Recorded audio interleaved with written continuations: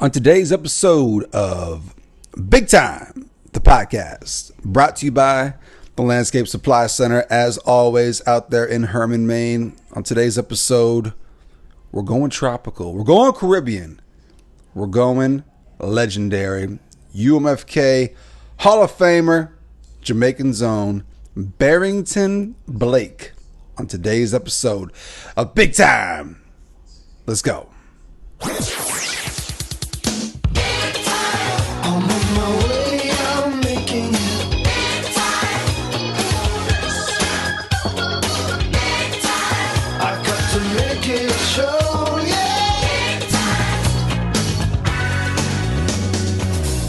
All right, ladies and gentlemen, welcome to another round of the podcast we call Big Time. Big Time, the podcast.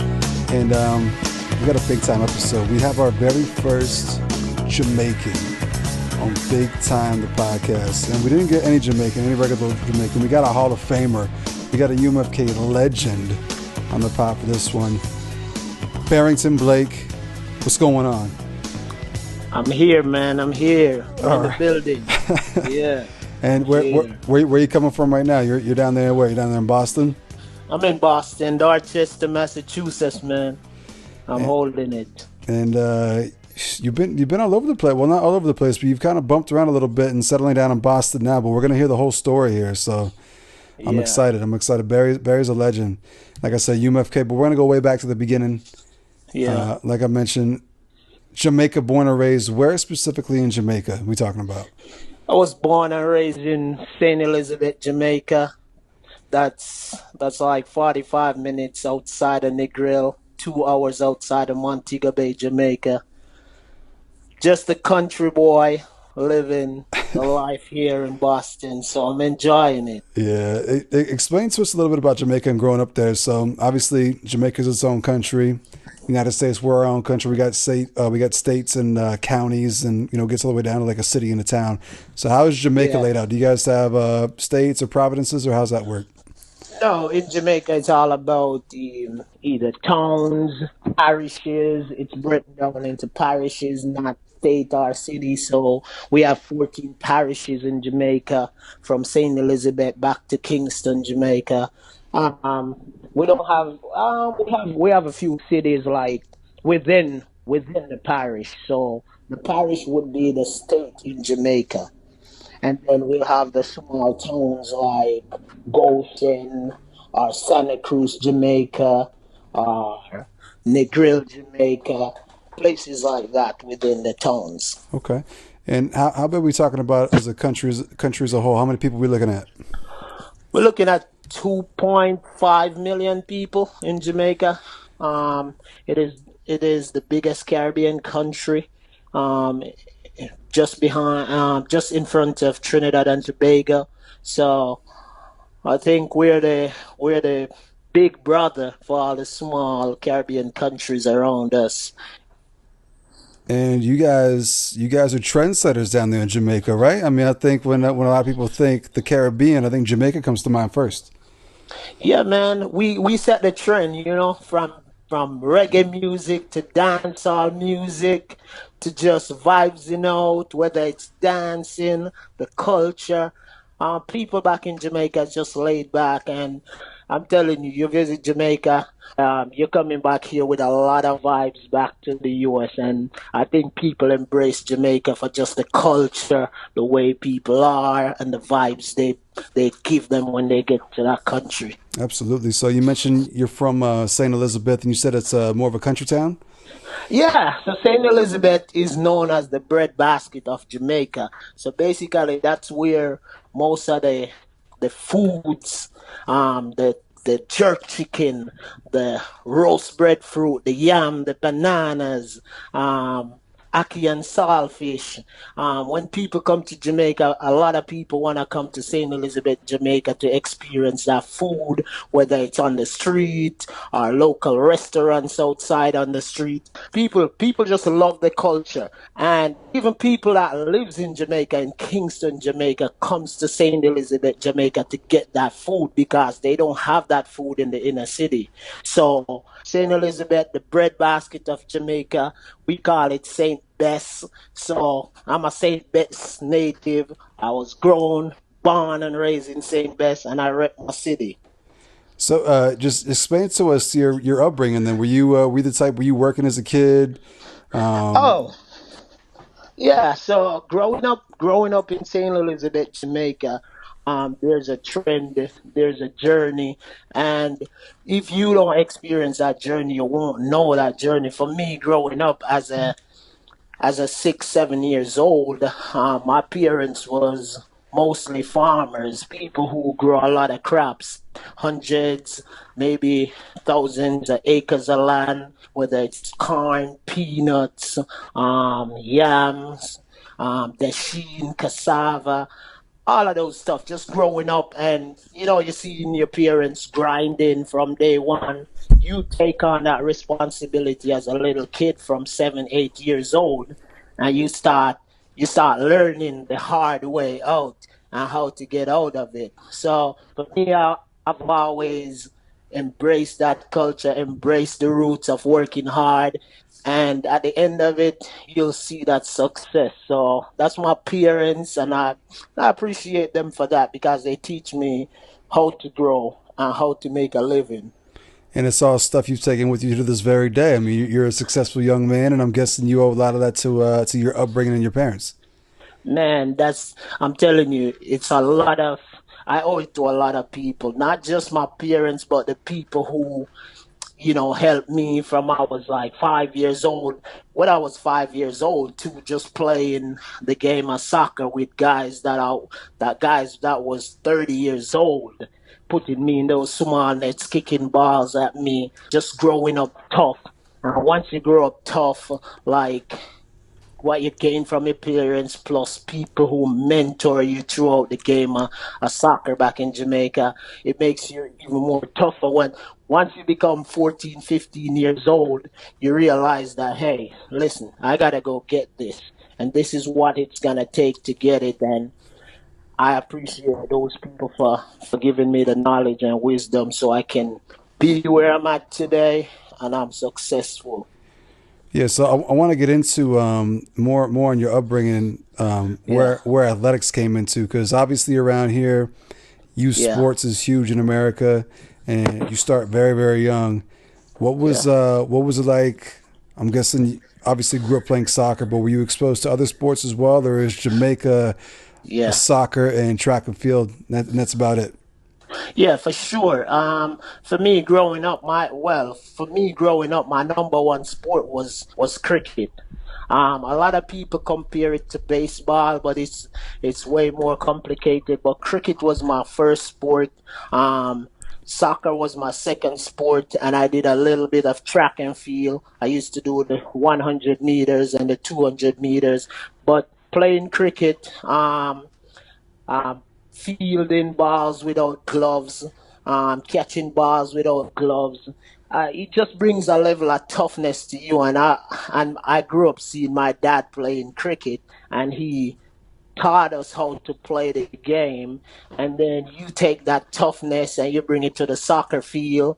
And back home, people don't have mercy on you, whether you're 5 years old or you're 6 years old. You're getting the same challenge, you're getting the same tackles. They don't care who you are. That's how they're trying to grow you to be and how they want you to play. So it's always different growing up here.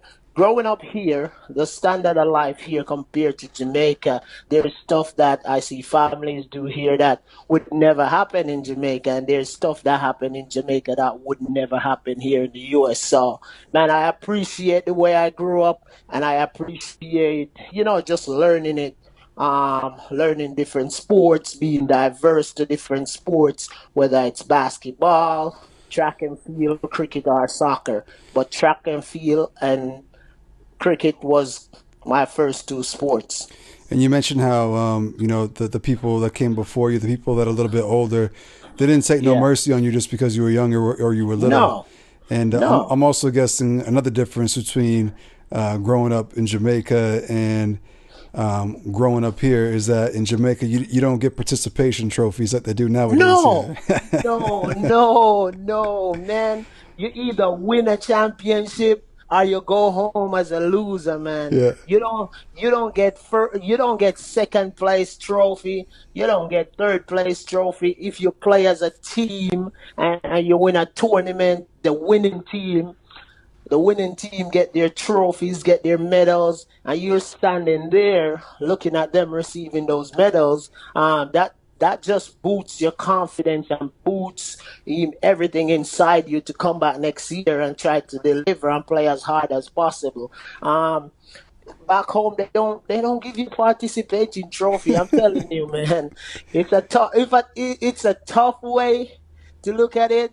I know here, you'll give a kid a participating trophy and he feels well. Man, back home you're looking at the winners getting their championship medals, and all you feel inside of you is that anger. You wanna play, you wanna replay them, you wanna get back on the field. You're just hungry to win because at the end of the day, you want a championship that they're getting. Let me ask you this: how old were you when you got your first pair of real cleats? Man, I'm telling you, I'll tell you one thing. Growing up, um, my first pair of real cleats was when I was age 11 years old. 11 years old. And I'll tell you one thing. I got that cleats, and every game I play, I get a rag, wipe it down, and put it up safe because I know I don't got an next pair. And playing from I was 6, 7 years old. I'm playing competitively. You're playing the U13 league. You gotta play bare feet, man. Yep. Or you gotta borrow somebody's cleats, and you gotta hope that you don't break it, because if you break that cleats, you're gonna have to buy it back, and you don't know where that money is coming from. So you mentioned specifically, you just mentioned like under 13 and stuff like that. So how did it Yeah, work growing up? Was it like obviously here we have like high school soccer, yeah. club soccer and stuff like that. Back home was it strictly club soccer, or do you have soccer through schools as well? So, so the thing about growing up and playing soccer back home, um, we have the parish which would be like the states here. We have the parish like under 13, under 15 league. Um, in every parishes, in the 14 parishes, they would root a couple teams for under 13, under 15. But other than that, you would have to you have to develop as a player, as a youngster playing against guys that were like 20, 30 years old. Those are the guys in your community who really mentor you for these programs, so you can go out there and play in these under 13 or under 15 competition. The only great thing that I think helped me to grow as a player from a young age was playing high school soccer at the age of 10 years old. I was a part of a varsity soccer team at 10 years old, because you could start in high school at 10 in Jamaica, and you wouldn't leave high school until you're like 18 years old. So that was a big plus, because you're playing against these guys in the community. So once you get to high school, it was like, okay, I can manage this. I just gotta be brave and I gotta be stronger. So obviously you wound up at UMFK, but prior to coming to UM, well, you came to UMFK with a bunch of other guys from back home as well. Yeah. So who were some of the guys that you actually grew up with in your town, went to high school with, grew up playing youth soccer with? Who were some of the guys you grew up with? Well, to be honest, I played against a bunch of them until I started playing with them, like Jermaine West. I grew up playing against him until I end up transferring to his high school. Walford Stewart, grew up playing with him. Oniki Samuels, I grew up playing with him. We all end up playing at the same high school. Kimar Simith. Um, Dwayne Simith, who was one of the standout players at UMFK. Um, I grew up watching Dwayne Simmet playing until until I was like 13, 14 years old. 14 years old when he started finishing up high school, which he was a great player. I started finishing up high school, and I was going to the school that his brother played at before. So his brother became my coach a couple of years later. So I built a relationship with Dwayne Simmet growing up, and he would help me throughout the rest of my high school years. And just coming to UMFK, he was one of the guys who really put in that work for me to get me to UMFK and get me to come and play alongside himself. So you got to be grateful to those guys whenever they see talent, whenever they see you're trying and you're willing to put the work in. Guys like that is always going to be a mentor to you. Describe the Jamaican high school soccer style. Is it more tactical? Is it more of a physical game? Is it more athleticism and speed? How would you describe the style of play down there? The style of play is physical. It's very physical. It's very physical. It's a lot of ball possession. You get a lot of ball possession, but not to the extreme because you have so much of these athletes back home who does track and field, who play cricket. So all of that combined into the soccer program, and you have stronger athletes. I think the players back home are stronger because of how physical the game is back home. Like players are not afraid to take you out and just take you out without a question. They're not afraid to take a yellow card just for you to put a tackle on you to let you know that hey, listen, I am gonna be playing against you for the rest of this game. So the next time you come is the same treatment. So I think it's a little bit of physical, technical work, and I'm telling you, a lot of speed back home. Let me ask you this, because up here, high school soccer, it's all about big games under the lights on Friday Yeah, nights and stuff like that. Set the yeah. set the scene for a high school Jamaican soccer game, because I'm picturing people in the crowd with the drums and the horns. I'm picturing dance hall music and warm ups. I'm picturing a party. You What's going on you here? you're picturing great. You're picturing some great things right now, man. I'll tell you one thing. If I could go back to high school and play in high school right now, I would embrace that moment every day because I feel like high school was my favorite years of playing this game. Even though I've played on many big occasions and many big stages, but when you play high school soccer. I'll just give you an example from my experience. I used to play on a home field, St. Elizabeth Technical. They call it Stets, the Stets home field. And I'll tell you something. There could, there would be more than 15,000 people at that game, and the stadium would be jam packed. And an hour or an hour and a half before the game, you could hear the horns going off. You could hear people making noise. The reggae music is playing in the background. You come out to warm up.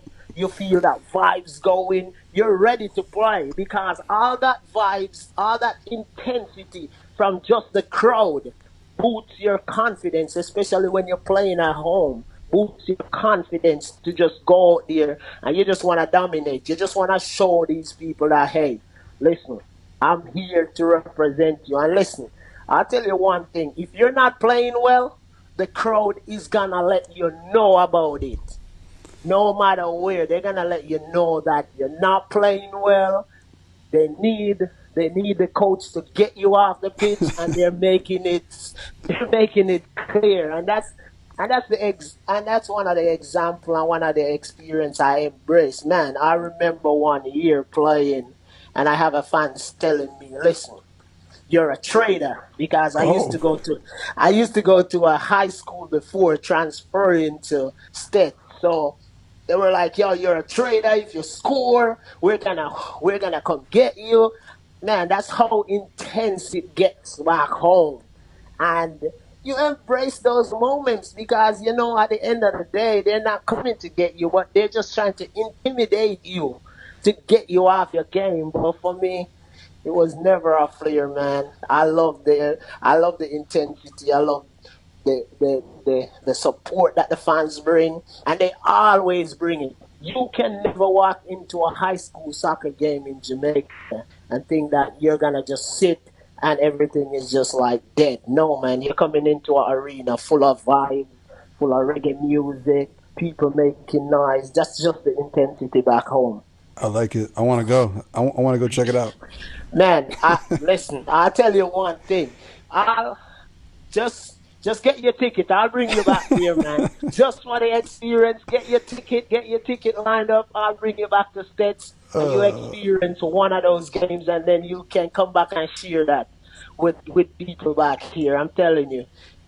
I got to get down to the Caribbean in general. I mean, I got too many friends from down there. I got to go experience it for myself at some point here. You know? Yes, man. You gotta experience it. If you don't get to Jamaica, make sure you get to St. Kitts. Make sure you get to Bahamas somewhere, man. Yeah. But I'm telling you, the sport back in Jamaica and the intensity back in Jamaica is way different from other Caribbean islands because it's all about reggae in Jamaica. In Trinidad, if you get to Trinidad, it's soca. Any other Caribbean islands is gonna be soca, but in Jamaica, it's reggae music, it's dancehall music. Yeah, we play a lot of hip hop too here from the US, but when you get there, our cultural music is reggae and dancehall music. That's my vibe right there. I think I'd fit in Jamaica. You fit in. I'll tell you that. I'll tell you that, man. I brought back a few of my friends to Jamaica, and I'll tell you one thing. They really enjoy it and embrace the culture. Like we spend a couple of days down there and just experience the food, experience the life, and they were loving it. And they're with me, so people back home embrace them even more because just growing up in the city, playing soccer in the city, and knowing me as a soccer player, but not just a soccer player, but as one of the kids who stepped out, lift their head up, and try to be successful and come back and enforce it to these guys who are growing up now and letting them know that there's opportunity out there for them. So, you know, it's always a vibe to me. Absolutely. So we touched on the high school scene. You Yeah. mentioned travel soccer as well. Did you ever play on teams that traveled around the Caribbean, or were you strictly on travel teams that stayed in Jamaica, or Um, what kind of traveling did you do? Um, the little bit of traveling that I did was mostly, growing up, getting an opportunity to be in the Jamaica Youth 15 camp, being in the Youth 17 and Youth 20 camp. That was a good experience for me. I feel like it explored me to different avenue. But not only that, growing up as a 12 years old, I was playing in semi-pro league back home that had top players who were playing in the top flight league in Jamaica. So playing Division One, Division Two, playing the Major League Soccer and Super League Soccer helped me because I was exposed to playing more of a pro style soccer. Even though I was 14 and 15 years old, where it felt like I was playing pro, but I was still in high school. So it gives you a level of maturity when you step on the pitch, knowing that, hey, coach depends on you to be this player. He depends on you to be that player. If you're not executing how the coach wants you, I'll tell you one thing, man.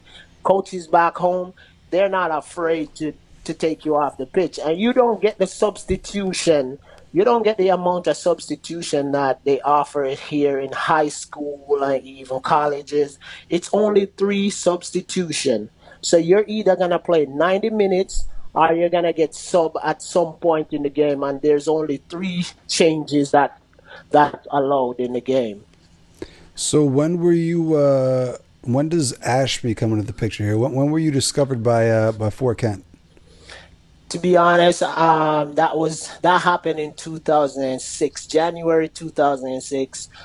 So we had this player that went to Monroe College, Jonathan Hibbert. He was a top player back home for Monroe College. That's one of the team that Shardy played for throughout his career. That's Andre, and this is the next guy from Jamaica. That that kid was Jonathan was supposed to go to England and play and have a tryout with Arsenal soccer team, and the morning when when he started to depart Jamaica, he got in a terrible car accident that didn't save his life.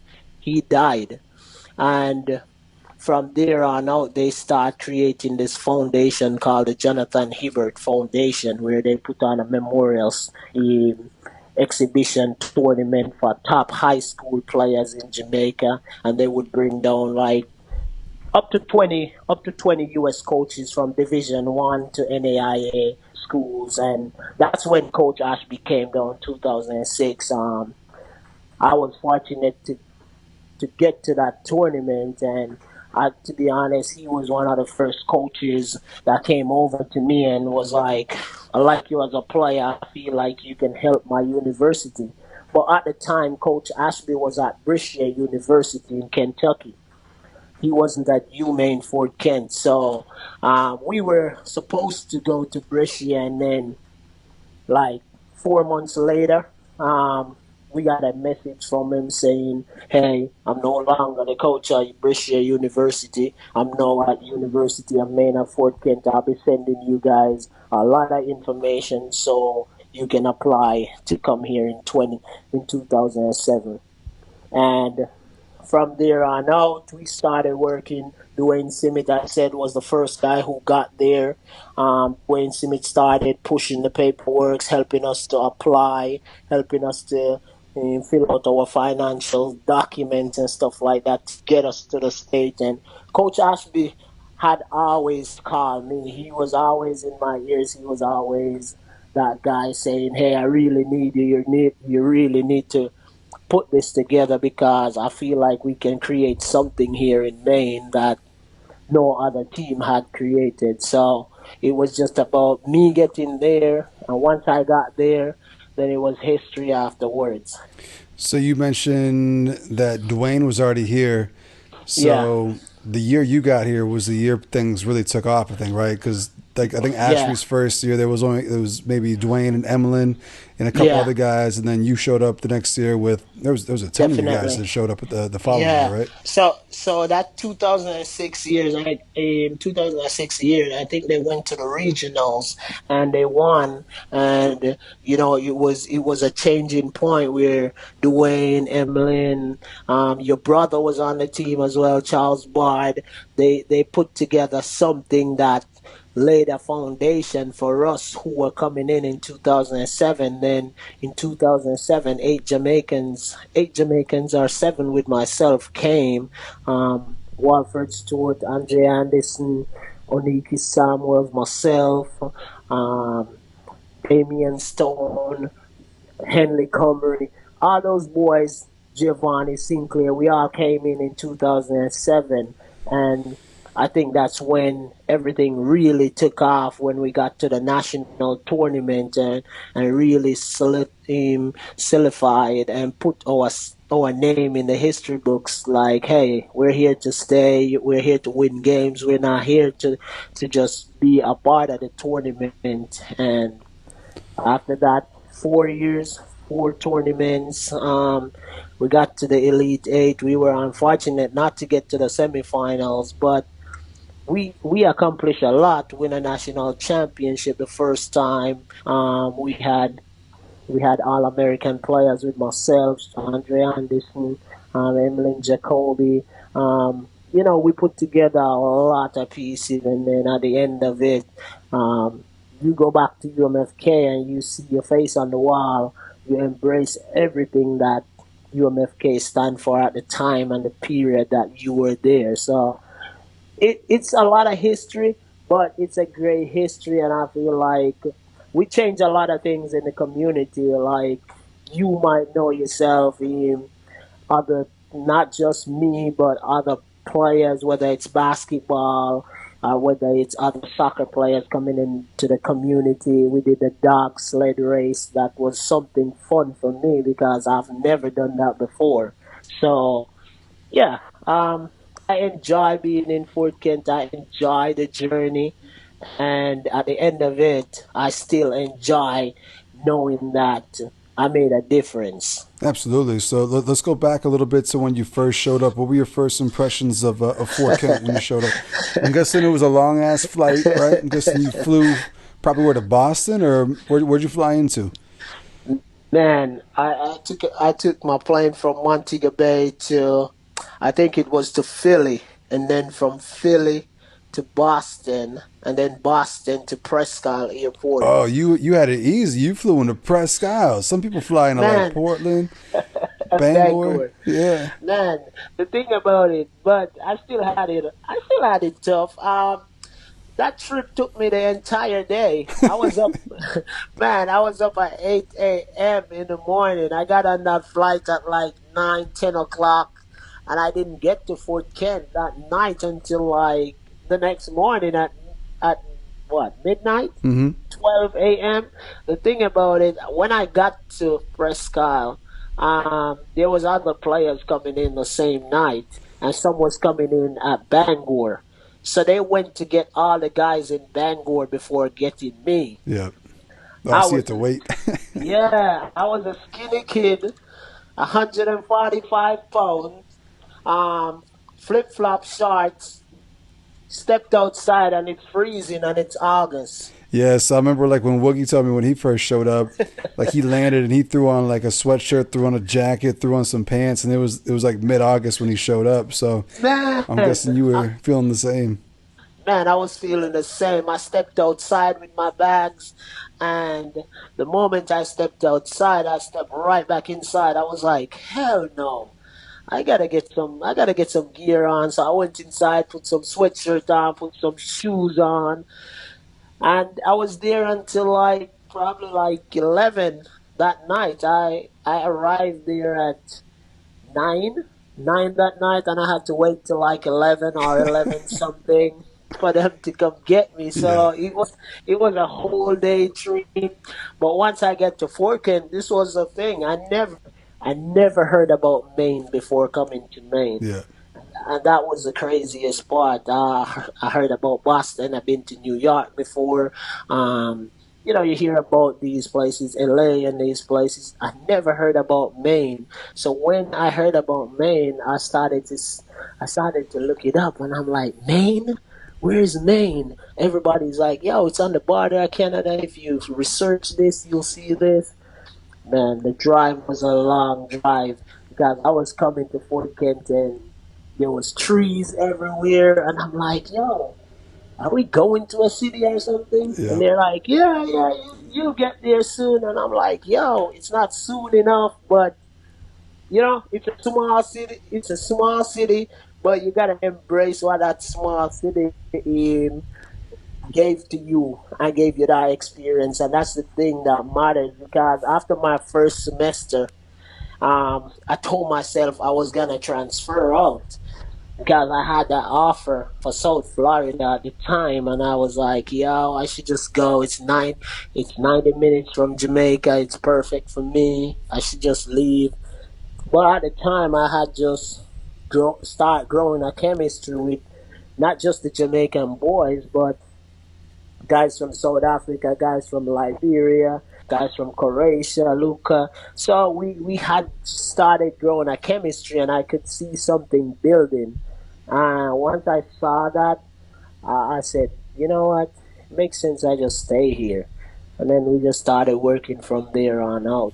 What was the biggest adjustment you had to make on the soccer field itself? Obviously, had to have been a lot of adjustments off the field. But what was the biggest actual adjustment on the soccer field for you? The biggest adjustment was going back to play center back. I had never well, I had played center back, but it was for like 20 minutes in my entire soccer career.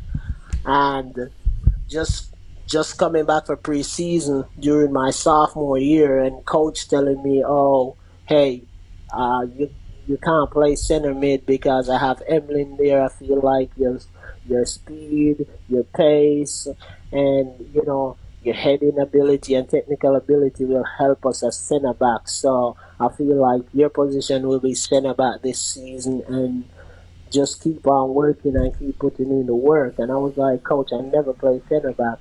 And he turned to me and he said, "Hey, listen, You will play center back this season, so get ready for the season. And it was one of the biggest adjustments I had to make. Decision making, whether you go down and make a tackle or you stay on your feet. So you never want to be that player who would give up a goal. So you try to be as solid as possible, and I feel like that's the biggest adjustment for me.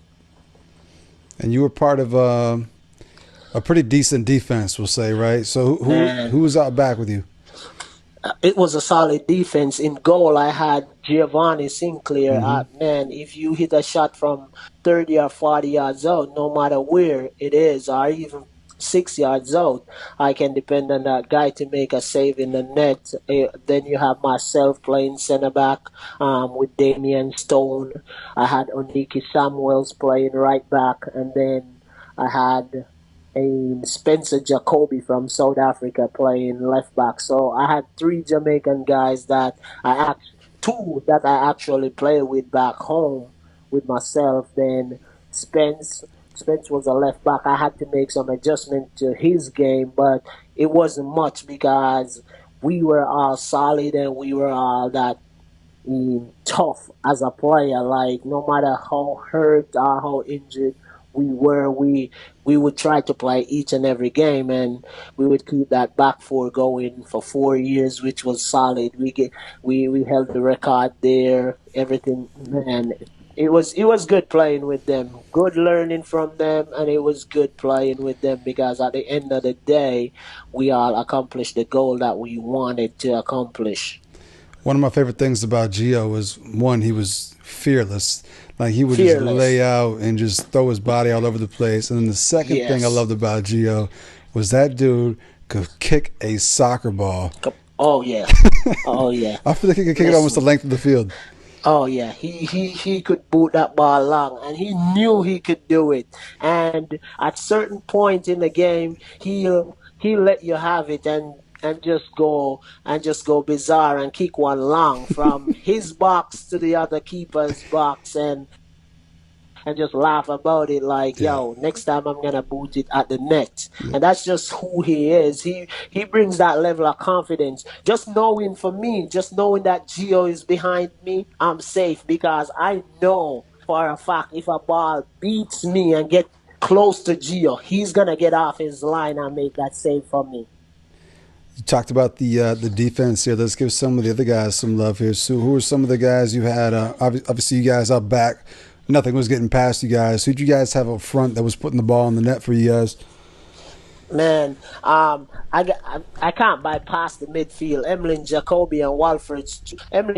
Jacoby was tough in the midfield. He had timely tackles. Luca playing on the right side or the left hand side. He didn't have a great amount of pace, but he had skill and he knew how to play.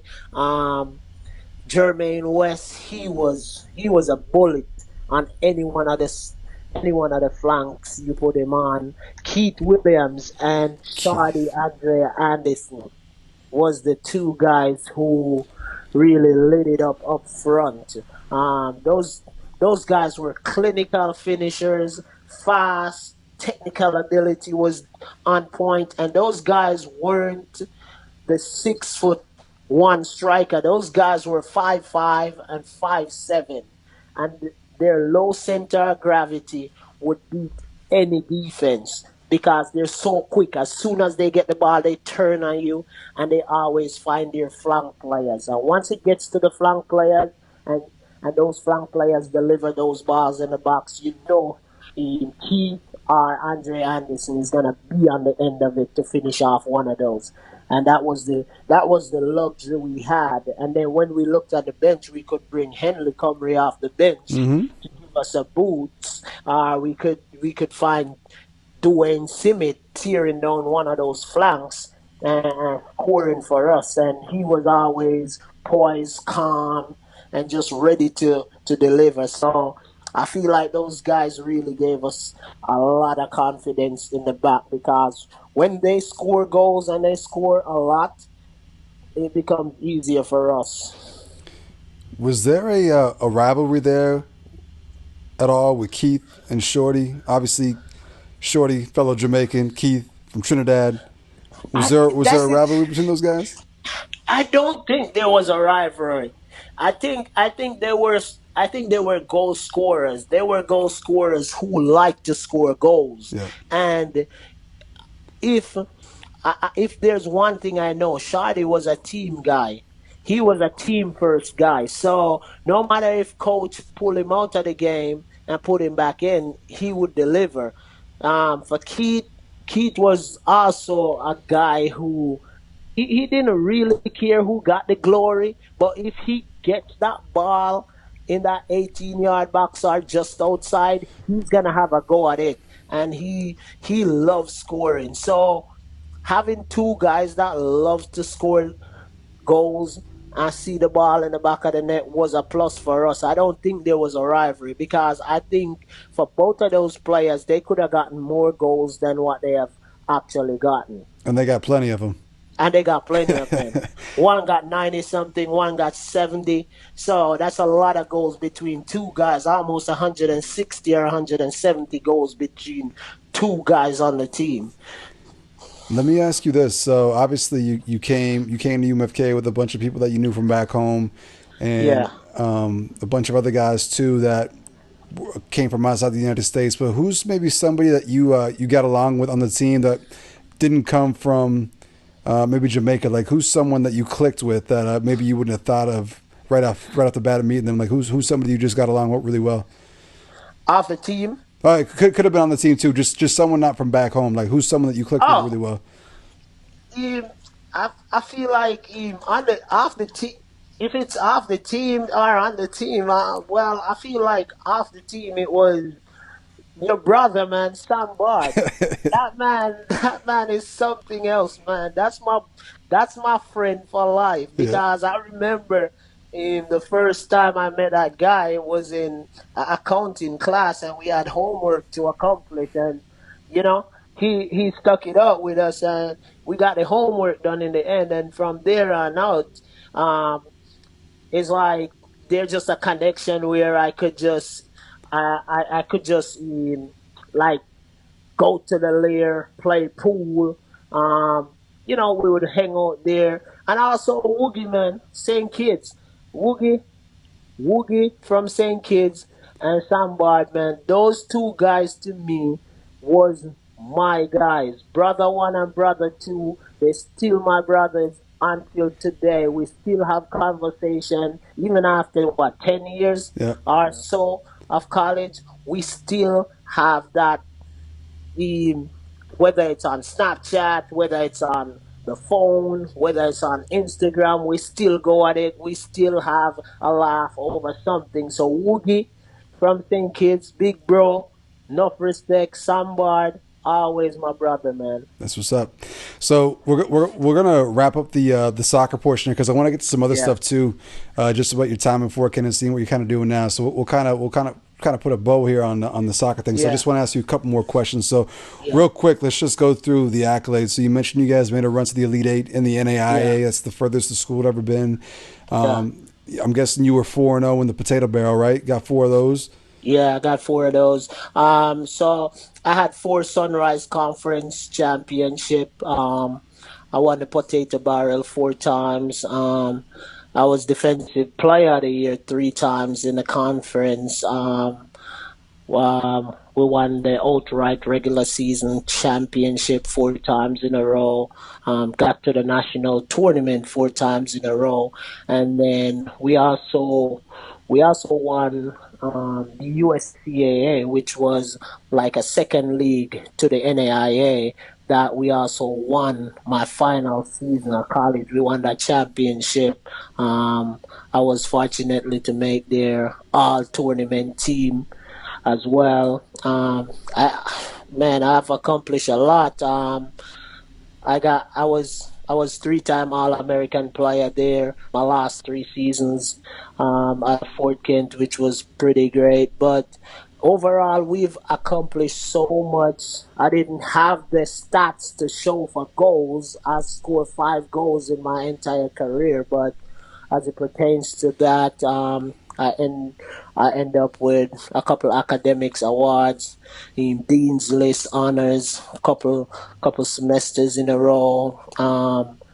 And I finished up with a bachelor's degree in business management and financial services with a coaching minor. So that's something that means a lot to me because it means a lot to my family as well. Because just being the first kid to actually earn that degree from a university that's accredited is big time for my family. Big time. That is big time right there. Yeah.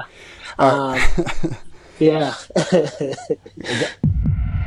Take one, keep one, steal one.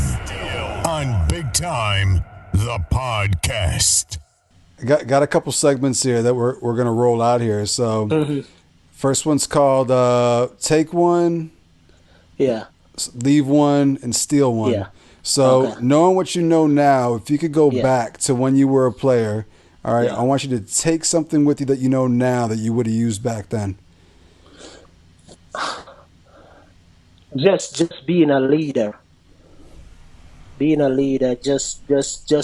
Just gallivant in like bringing the team together more. I feel like today my experience and the knowledge that I gained from others around me, I could take that back right now and lead this team. I feel like we would have been more successful. All right, now what I want you to do, I want you to.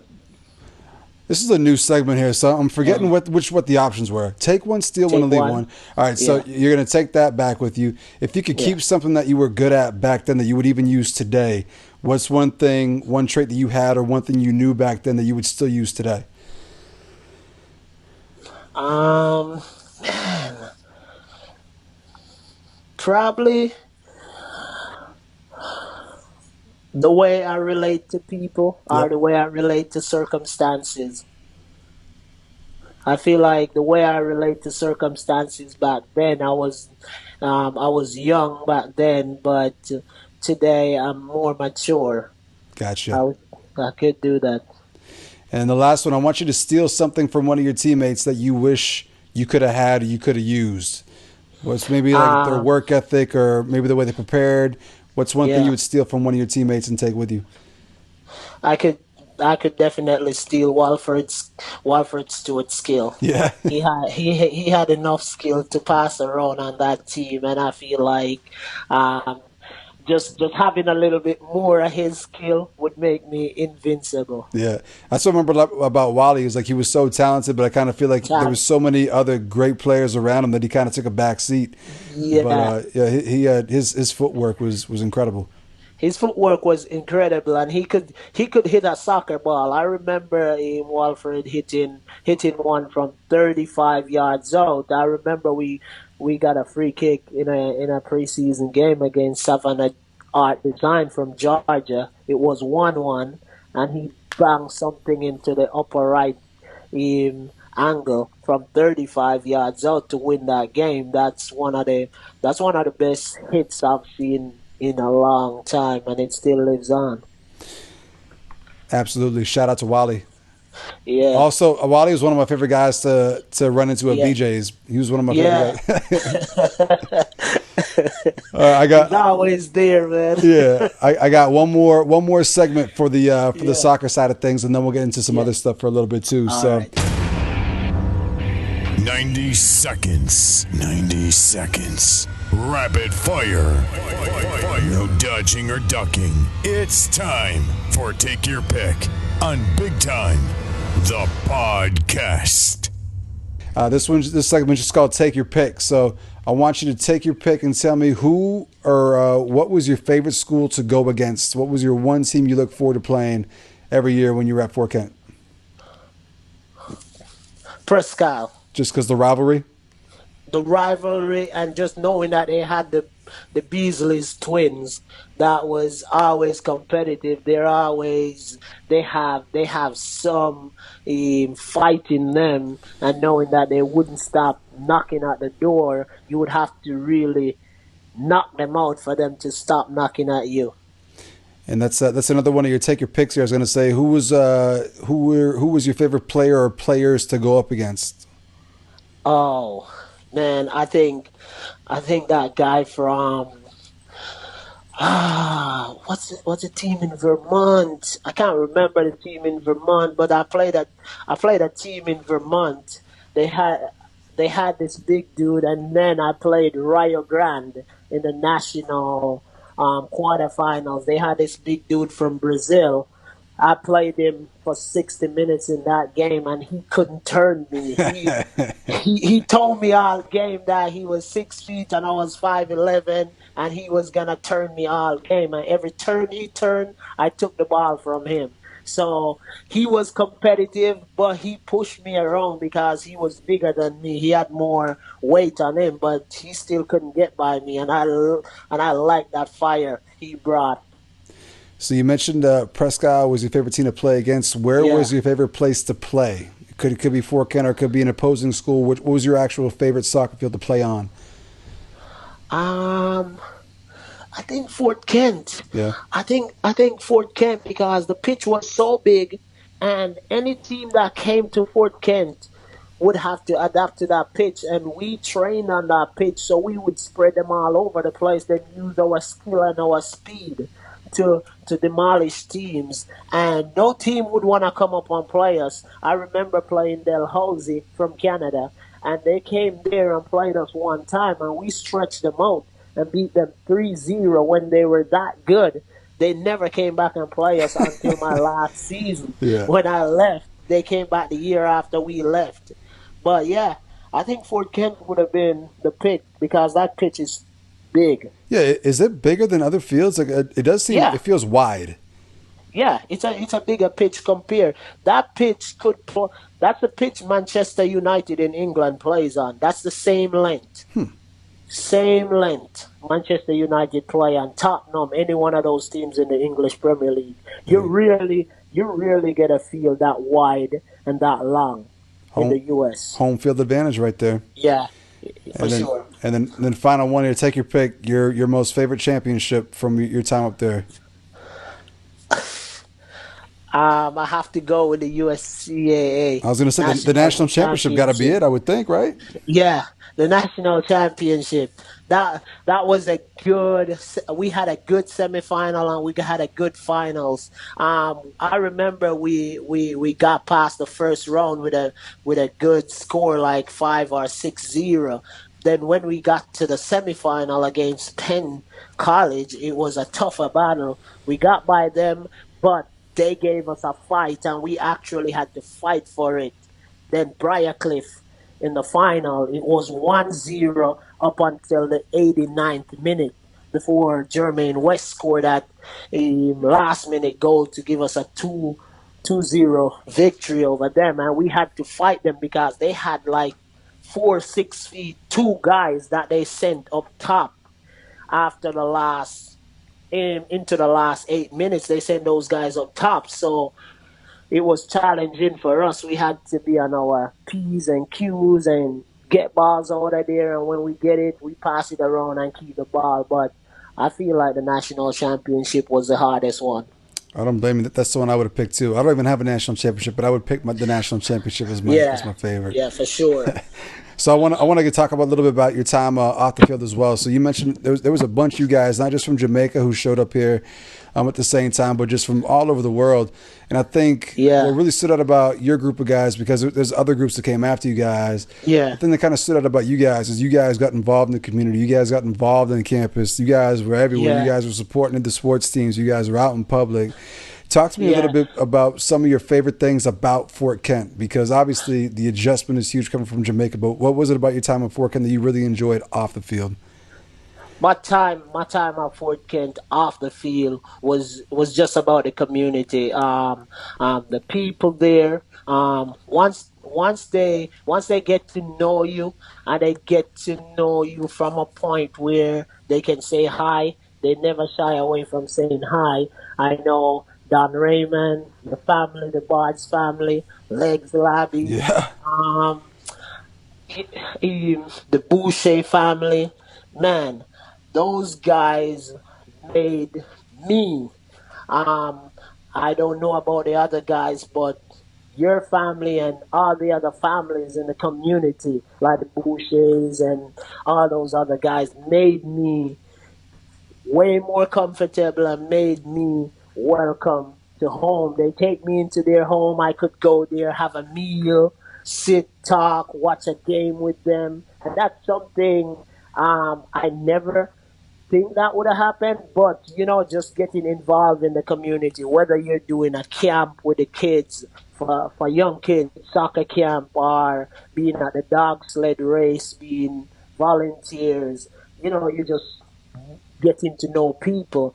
Eric Warrington, the coach of the basketball team at the time, his father-in-law, I think his name was Glenn. Yep.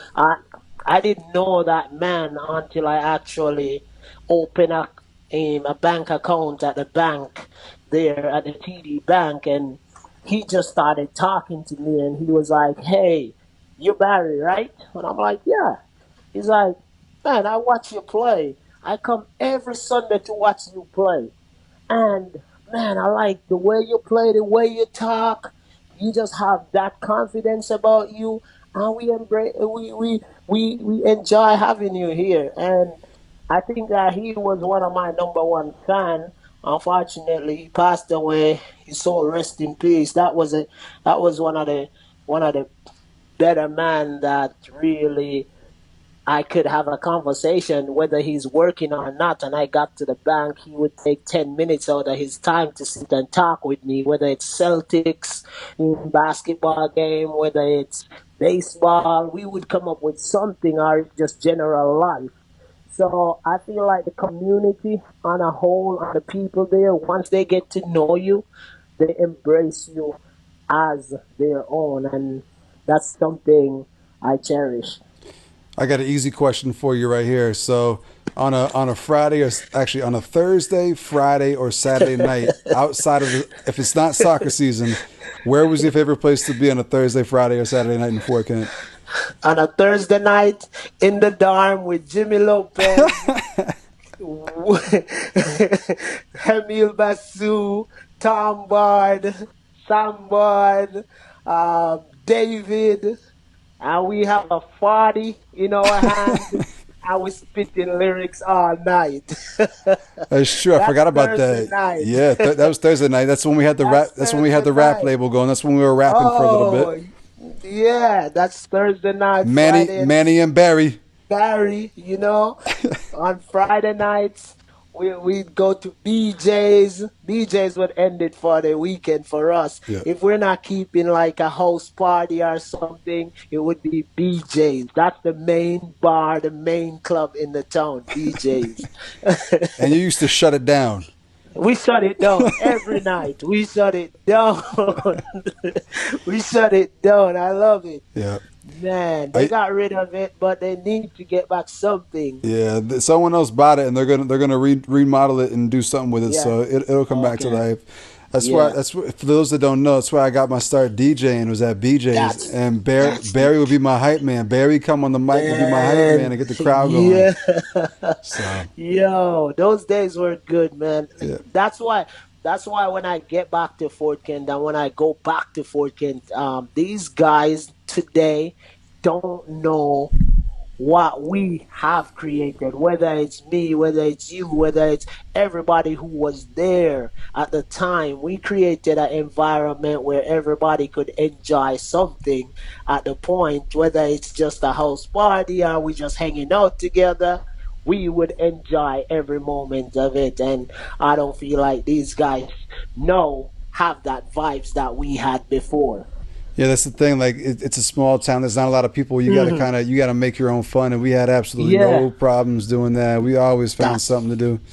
We always find the vibes, and that was the greatest thing.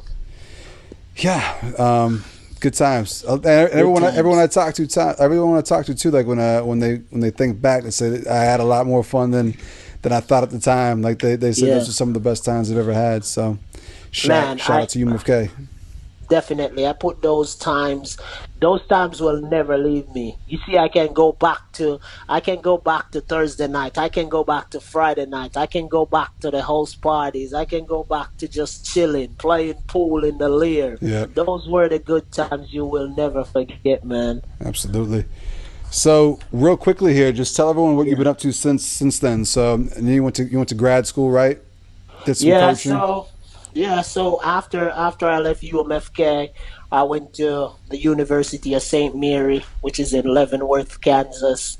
I had a grad scholarship there where I had to coach the men's and women's soccer program, a grad assistant men's and women's soccer program, and also during that time I had to complete my MBA, my Master's of Business Admin. I did it in healthcare management and finance. Um, I finished up in 2013. Came back to Fort Kent for a year. Did a little assistant coaching. Then I moved on to Boston to get more into my career that I really went to school for. So now I work. I work at before working now, I worked at Boston Children's Hospital as a senior ambulatory administrative assistant. Now I'm currently at Dana Farber, where I'm doing practice management, healthcare practice management, where I'm doing more operation, more projects on how to improve hospital, whether it's patient rate or improve in the care of patients. We work on a bunch of projects, so it's been successful for me, man. And I can't thank Fort Kent and thank the people around me from Fort Kent for helping me get to something that I didn't think that was possible in life. So And I'm and, doing good. and I mentioned off the top too, UMFK Hall of Famer for all your exploits up there too.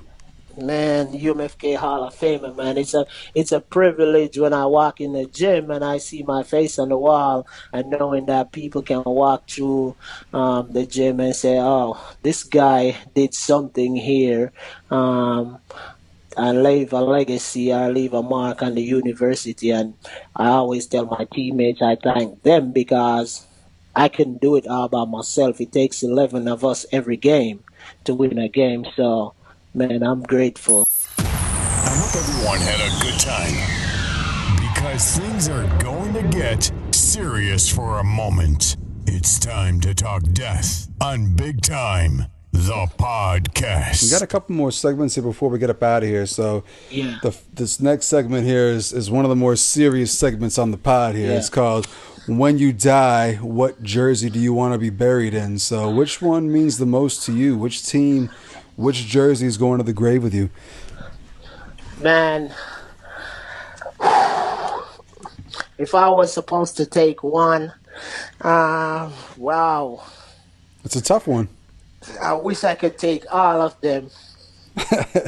I, I wish I could stitch a little piece of everyone together and take it all with me. Um, I feel like the journey, I feel like the journey from my high school to here has been the hardest one. I feel like I would have to take my high school jersey, the number 9. I had to take that one. That was one of the years, or a couple of the years that really transpired to me and transcend me as a player into the player I became when I came to Fort Kent. So I think my high school jersey would be the one I would have to take. Okay, I can't argue with that. It's got a lot of meaning Yeah, behind it. he's got a lot. I'm telling you. From the land of Donaire and Poutine, it's time to sort fact from fiction. Live on location, it's Charlito Wonders. On Big Time, the podcast. We got one more segment here before we get up out of here. Yeah, It comes from Big Bro Charlito. It's called Charlito Wonders. Charlito. Okay. Charlito got a question for you. So we'll see if you can hear this here. Okay. What up, Mr. Barrington himself? It's Charlito out here in Halifax, man. I'm Yo, here. you're I'm one of here. the greatest soccer players to come through UMFK. Behind me, of Yeah. course. Definitely. Just wondering, man, all these Snapchats, Instagram posts, you dancing in your living room. Where did that all originate from? I mean, you got some decent moves, but, I mean, come Yeah. on, man. Cooking, I don't want to see the little shuffle while you're cooking or folding laundry. All right, man, be easy. You're a good dude. Hope life's good, my friend. So where did it all come from? Because you are known for your social media exploits. Where did this all start? This all started when I came out of my comfort zone because I'm always a guy who likes to have fun. I like to make fun of people, and people always said you make fun of people, but you don't like to take it back. But for me, it's all about giving someone something to laugh about, whether it's just being goofy, calling them a name, or getting hyped up. But for me, man, I never lose confidence. And that's the thing. If you lose confidence in yourself, you lose confidence in everything. And for me, I love, hey, that music playing, that reggae song going. If that doesn't get you going, nothing else gets you going, man. I'm telling you. I'm cooking, I'm playing some music. If I'm in my living room and I feel like getting up and start dancing, I turn that camera on and I'm sharing it with the world. It's it's all about positivity over negativity. And that's for me, I feel like this gives people a smile on their face, and that's why I keep doing it. Hey, Charlie, I know you like those videos. Come on. Real quick, just for the people listening, give them your social media handles here. What's the Instagram so they can check you out on there? So my Instagram handle is BH Blake, the number 9. So go check me out. It's on Instagram. I love doing my fandangles. I like making people laugh. But most of all, I love influencing people because you know what? You can always have a word with me and it's always a smile at the end of it. So Absolutely. go check me out. Follow me and more videos will be there. Oh shit. So we've reached the end here. Is there anything you wanna say before we get up out of here? Any last words? Anything you want to get off your chest? Yeah, man. I just want to say, can I say a shout out to a few of my boys? Yeah, go ahead. Shout them out. Shout out Sam Bard, all the way in North Carolina. Enough love, bro. Big up. Woogie. Enough love. Jimmy Lopez. I haven't seen you in a while. You don't know. It's all about love. Dwayne Simit, all about love. All my teammates, it's all about love. Tom Bard, thanks for having me. It's a privilege. It's a blessing. One love, brother. My man, Barrington Blake, ladies and gentlemen, on Big Time, the podcast. That's going to do it for this week's episode. Shout out, Barry. Make sure that you guys go back and check out all the old episodes out there on iTunes, out there on Spotify, up there on YouTube as well. And make sure you're checking out the Instagram, Big Time, the podcast on Instagram. You know we got it. We got it on lock. That's going to do it. Thank you, everyone, for listening. We'll check you out next week.